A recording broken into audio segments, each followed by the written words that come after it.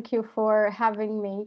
I'm going to share my screen just so that you will have something else to look at rather than just my face. I hope you can see this all right. Good. Fantastic. Again, thank you very much for having me and for the generous introductions, Dr. Martin and Dr. Rana, for the invite. As you know, the COP27 summit is happening in just a few days in Egypt, marking 30 years since the United Nations Framework Convention on Climate Change was adopted in 1992. Since then, world governments have met almost annually to work on priorities for a globalized or a global response to climate change. For the first time in 6 years, this summit is bringing or being hosted in Africa, in an Arab majority country on the South Mediterranean, where multiple concerns associated with climate change are present, from water scarcity and poor water management to rapidly growing populations, changing level of economic development, political instability, and looming uncertainties aggravated by environmental concerns. I've also seen today in the news that youth activists are boycotting the COP summit this year, protesting the policies of the government of Egypt towards youth in particular. So it will be a heated few days coming up. Even though it has contributed to no more than 3% of the global emissions, Africa is one of the fourth line of the world's climate, energy, and food crisis. When talking about the continent and the Arab region, where I will base this presentation, nonetheless, one has to remember that the continent and the region have rich and diverse history, cultural and religious heritage, in addition to valuable human and natural resources. Further, more than half of the region's population is considered young, that is under the age of 30. Youth have emerged as a catalyzing force for positive change in the region and proved to be integral to building a more prosperous and stable future for themselves and for their communities, despite considerable shortage in economic opportunities, quality education, recreation, and political participation, unfortunately. In recognition of their role, I focus this presentation on youth of this region, acknowledging the challenges that they face and the potential they carry to tackle environmental challenges in their communities and in the region in general.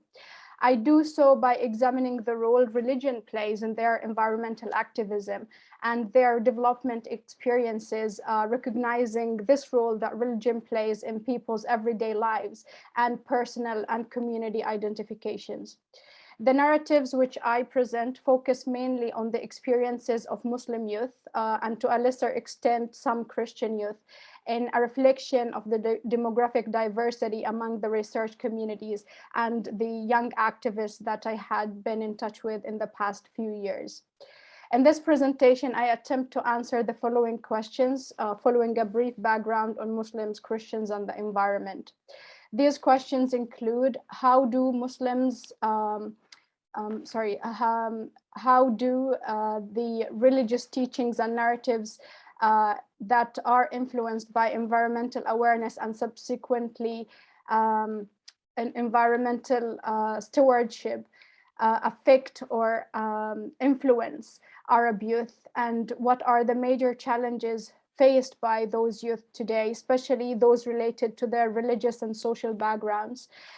Then I reflect on the importance of bridging this apparent gap between the religious teachings or understandings around environmental conservation and youth activism among the research community in general. The findings that I will focus on here are based on qualitative ethnographic interviews with 20 young people who work in the water sector from Jordan, Palestine, Egypt, Tunisia, and Morocco, whose ages range between 22 and 34. They come from varied social and educational backgrounds. Some are students, others are employed in governmental institutions and academic institutions or civil society organizations. I met the majority of the research participants presented here for the first time in Egypt in 2018. At the time, I was participating in the World Water Day workshop, which happens in March every year, for young water professionals from the Mediterranean region. The workshop brought together young water professionals from 14 Mediterranean countries, and they were brought together to work on innovative solutions to combat water scarcity in the region. Over a period of 5 days, young participants wrestled with complex questions related to the substance of their activism, including how to tackle environmental challenges facing their communities. Almost half of the participants came from Muslim majority countries, working amongst mainly Muslim and Christian communities. The workshop in 2018 took place in Anaphora, a Christian Coptic Orthodox monastery situated about 75 kilometers north of Cairo. Anaphora is located on a total landscape of 120 acres of desert land. Water was dug under it and was used to cultivate the land and various agricultural produce that the nuns who live on the property look after. Precisely thanks to this workshop that I was able to come into contact with this place, the existence of which is not very well known beyond the Coptic community, even in Egypt, and allowed me to interview a few young Egyptian Christians as part of the research as well. I developed close relationships with many research participants in Anaphora, followed their work, and subsequently interviewed them on youth participation in environmental action, some of which I will present here. As I make reference to Anaphora, it is worth mentioning that Christian Egyptians make up about 10% of the country's 100 million people. It is numerically the most important Christian presence throughout North Africa and the Middle East. The rest of Egypt's population is prominently Muslim, similar to neighboring countries in the Arab region, where Islam is the major religion, with considerable Christian and other religious minorities. Of course, these communities, whether Muslim or Christian, are not unified or homogeneous, and they come from a variety of ethnic and religious subgroups, and they live and understand their religion in different ways. Within the academic study of the environment, religion has received more attention in recent years, with scholars suggesting that understanding the role of religion is critical in comprehending the cultural dynamics of environmentalism, including issues like climate change and water management, among others. Environmentalists drew on or upon religious contexts and texts to generate environmental principles, thereby creating religious ecological interpretations and environmental ethics. Although different authors tend to name different principles, one of the main ones that is available in the literature is the concept of khalifa, or stewardship, which can be found in both Muslim and Christian holy texts in different emphases, but mainly referring to the role of humans as caretakers of earth and stewards on God's creation. With this stewardship comes the responsibility of humans to carefully manage natural resources, such as water and land, and to look after other creatures. Religious studies researchers have made assertions that a better understanding of such teachings creates a greater potential in resolving human-induced environmental damage. Other concepts that come to mind and are available in the literature include the concept of Tawheed in Islam, which refers to the oneness of God, shown in the unity of all creation to which humans belong, which is also connected to the principle of Mizan, which means balance, or describing the universe as a homogeneous entity. Every detail of creation has been created to stand in perfect relationship to the other parts of creation, and working together, people can create or keep this mizan, or this balance, and this is the goal of humanity, if you will. Despite these assertions, the extent to which religious communities are becoming greener and how religious beliefs are contributing to environmental stewardship in people's everyday lives remain an open question, especially given how environmental challenges are often portrayed among these communities. In many Arab countries where I worked, for example, the public discourse around environmental challenges often portray them from or through mundane or secular perspectives, and religion has very little, if any, relevance in these situations. Policymakers, funding agencies, networks of local and international organizations, and many government sectors share such perspectives. Examining the role religion plays in people's everyday lives as supported by researchers like Nancy Ammerman, Samuli Shilke, Meredith Maguire, and others, I argue can tell us something about how the ordinary people, those who are not part of organized religion, establish their environmental awareness. In the following section, I ask research participants about how they first developed awareness of the importance of natural resources and their significance in their everyday lives. In nearly all research participants refer to an early awareness of environmental issues passed to them primarily by close family members like parents, grandparents, aunts and uncles, and older siblings. In the stories they shared, religious narratives often took central stage. Fatima, a 34-year-old agricultural engineer from Tunisia, for example, told me that she learned to rationalize water consumption probably at the age of 5 or 6 from her father. Her father would repeat to her the Quranic verse, وَجَعَلْنَا مِنَ الْمَاءِ كُلَّ شَيْءٍ حَيٍّ, and we made from water every living thing. He collected rainwater, she said, which he used to water their trees, and her mother used it for cooking and cleaning. Fatima recalled her father telling her about the sacredness of the land, water, and olive trees, using verses from the Quran. He, the teachings of her father about the responsibility one had towards the land and water had a positive effect on her behavior as a child and was evident in her growing interest in sustainable water consumption and irrigation, which she chose to study later on as a young adult. Ahmed, a 29-year-old Egyptian engineer, had a similar experience. He learned about saving water from his parents who taught him by example. When he saw them care for others, use water wisely, and look after their land, he learned that these things were important. Ahmed nonetheless asserted that his parents did not always explicitly articulate their actions in a religious term. It was often articulated as simply being good people, to quote him, who had a duty towards their neighbors and other community members. Such principles like caring for one's neighbors, avoiding wastefulness, and the value of saving were emphasized by different research participants, but also they have roots in religious teachings, even if sometimes not portrayed as such.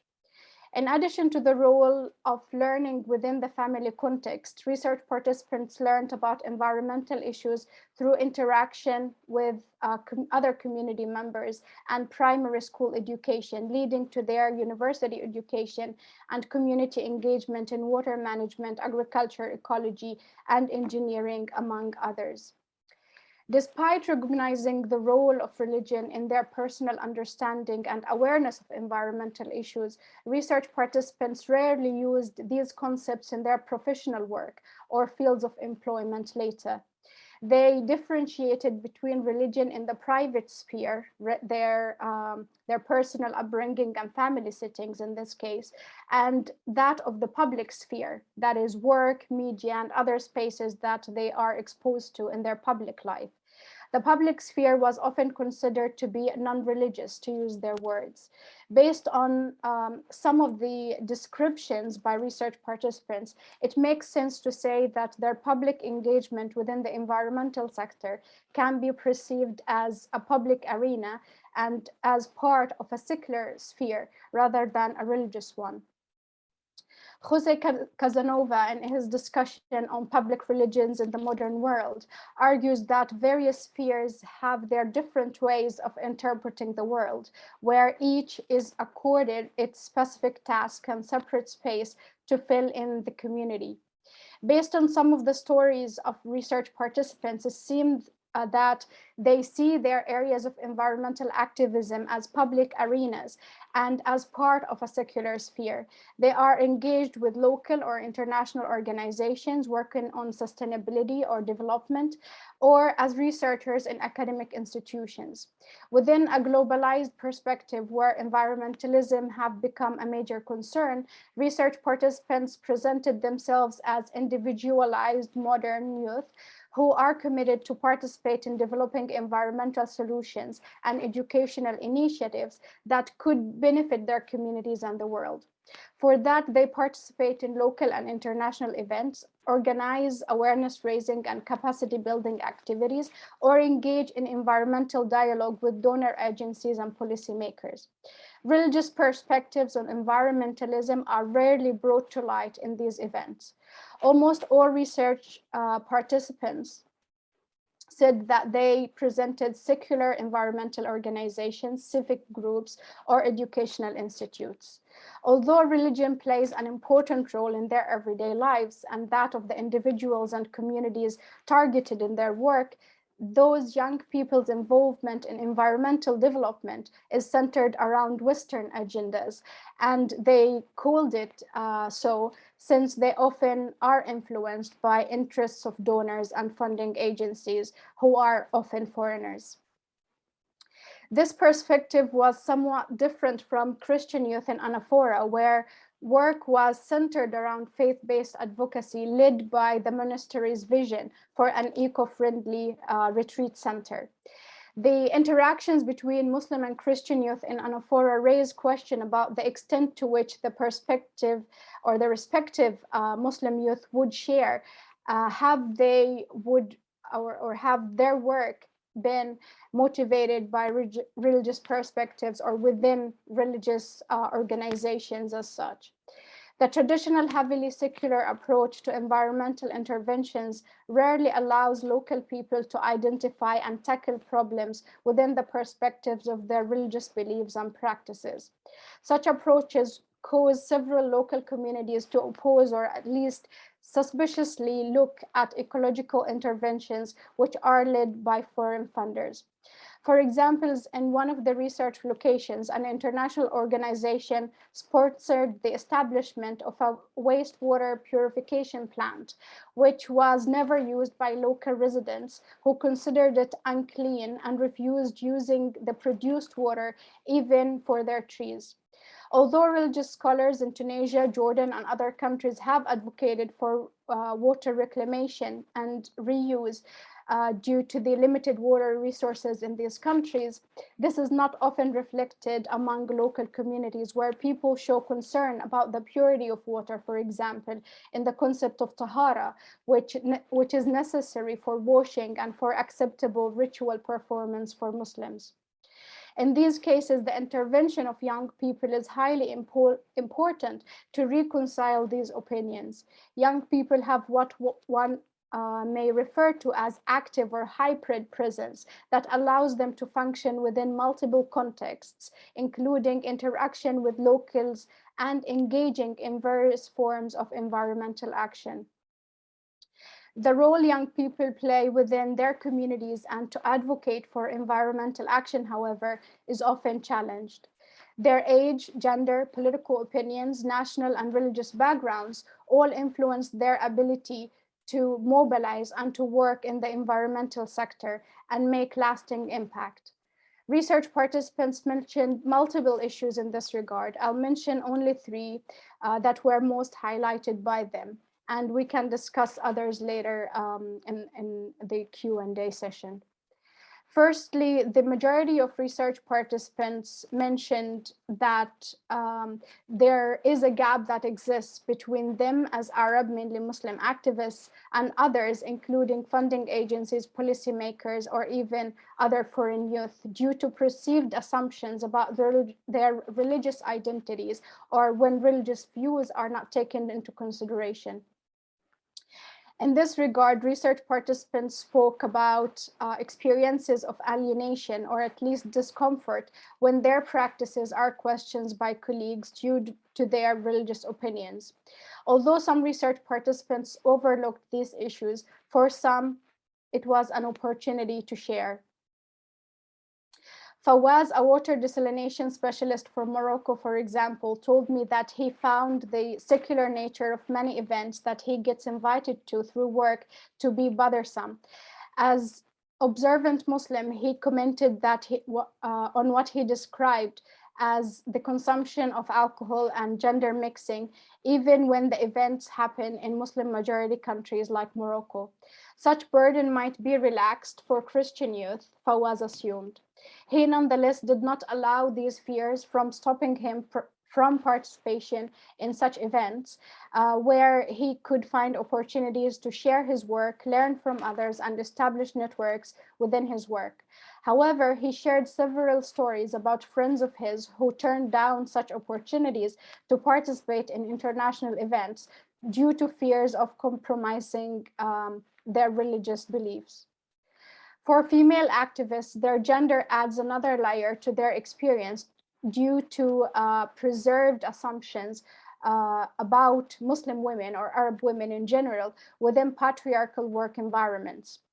Fatma, who works for a development agency in France, mentioned to me that when she joined the organization, she was asked if she would drink alcohol, for example, in social gatherings, based on the fact that she did not wear hijab, so subsequently might not be religious. While over the past years, international and national policies have become more comprehensive and gender sensitive, they often lack in achieving gender equality in practice, and many examples were given by female participants in that regard. Like Fatima, other female participants stated limited accessibility to information and decision-making, and lack of appointment to higher positions despite their qualifications. Regulations and policies, according to young female professionals, focus on the apparent problems rather than addressing the structural causes of social inequalities. Focusing on women's agency in climate adaptation and environmental mitigation processes and putting their voices, knowledge, and experiences at the heart of the solutions means making the whole of society more effective in responses to climate change, and arguably can contribute to wider community response to environmental activism in general. The second challenge, which is also linked to the first, was highlighted by research participants, mainly males, but also females, was the lack of space for faith-based knowledge sharing in environmental events and work agendas, which often focus on practical interventions. Of course, such spaces do exist, often in special events designed around religious interventions or organized by faith-based or eco-justice organizations, like those organized in Anaphora on Christian youth and the environment, or by organizations like Green Faith or Green Muslims, Islamic Foundation for Ecology, to name but a few.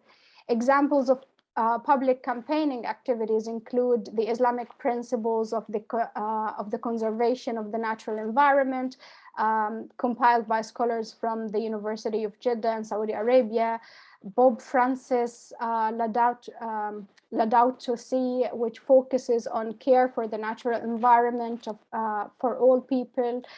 There are other conventions and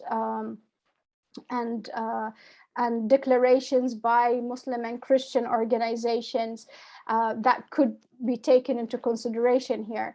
But what the youth were highlighting when they were talking about this gap between the religious and the secular aspect of these environmental conferences and meetings referred specifically to how in these events religion has a minimal, if any, presence. To give one example, in 2018, I participated in the World Water Week. It's a major international event that brings together some 6,000 water professionals, practitioners, and activists from various backgrounds and features tens of panels and discussions about water and water scarcity and water consumption from all over the world.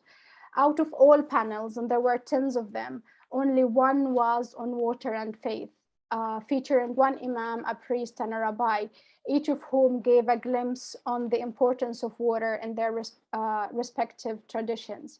The panel did not include young people or discuss in depth current water challenges in relation to religion, probably apart from the Jordanian imam, who highlighted a local project that aims at advocating water saving solutions through cooperation with religious authorities. Mosques and churches are ideal places to spread environmental awareness to significant portions of the population who attend sermons and prayers in these spaces. Nonetheless, it is important to approach these themes in mundane settings as well, and this is where the role of youth is often highlighted. For research participants, they expressed a feeling of being alienated from the formal and political sphere around environmental issues, believing that their voices were not heard even when youth are consulted. Probably one of the most iconic statements regarding the youth participation is "Shabab al-yawm hum qadatul ghad." The youth of today are the leaders of tomorrow. This statement credited to Nelson Mandela is widely used in various forms and events. I probably heard it hundreds of times being told to young people by policymakers, politicians, and youth themselves, referring to their leadership aspirations. Through in principle, such statements might not be problematic and are meant to encourage youth to take responsibility over their future. Such statements hinder immediate action and restrain the urgency of the environment interventions. Therefore, research participants emphasized on their role as important agents for change, not as leaders of tomorrow or future leaders, but as they are often labeled, but as a generation currently and vitally active today. Focusing on youth agency in environmental interventions and putting their voices, knowledge, and experiences at the heart of the solutions means making the whole of the society more effective in responses or in responding to the environmental challenges their countries are, and arguably the world, are facing today. To summarize, although religion was not always seen by research participants as the sole driver for their activism in the environmental sector, it did have a major role in their environmental awareness as children and on their youth, and materialized in their commitment to their communities. Research participants recognized the essential role of understanding the influence of religion on people's beliefs and actions, including those related to environmental conservation. Youth activists themselves do not represent a homogeneous group. They belong to different social classes and have different backgrounds and religious influences. However, those youth share common interests which allow them to form group solidarity and develop their own collective power. For them, Islamic and Christian teachings on the environment and environmental stewardship are important in working towards more sustainable lives within and beyond the Arab region. Therefore, it is important to take into consideration this complexity and diversity of Muslim and Christian communities, and the diversity of the personal experiences of young people when thinking about environmental issues in the region and globally. In light of the aforementioned observations and challenges facing young environmental activists, research participants stressed the importance of improving the work and education conditions for young people in the region in order to maximize their potential and their successful participation as moving force for better environmental management. They highlighted the importance of enhancing formal and informal education on religion and the environment, and building platforms for knowledge sharing where youth can contribute their experiences, develop partnerships, and exchange ideas. Within the Arab region, youths are important agents who can contribute to regional environmental security. Therefore, their active participation is essential in environmental solutions. Religious teachings on environmental stewardship are also important in working towards more sustainable lives in the region. Most literature on religion and the environment is theoretical and focuses on environmental ethics. While it indicates a growing ecological concern, it is unclear to what extent these issues affect local communities within their everyday lives. Therefore, my research suggests that there is no univocal perspective on environmental action among Muslim and Christian youth. Young people do have an understanding of religious perspectives concerning environmental issues, but at the same time, they recognize a gap between what they learn as children in the private sphere and as activists that work or who work within circles that are often secular in nature. Religious traditions are likely to influence environmental action if taken into consideration, especially given the importance local community members give to religious teachings, which is often ignored by funding agencies and governmental institutions. In particular, young people can play an eminent role in the mitigation of environmental problems, especially if political and social mechanisms and environmental activism at different levels are taken into consideration. I'll stop here, but I'm happy to answer any questions about this role of youth within the environmental. Thank you very much.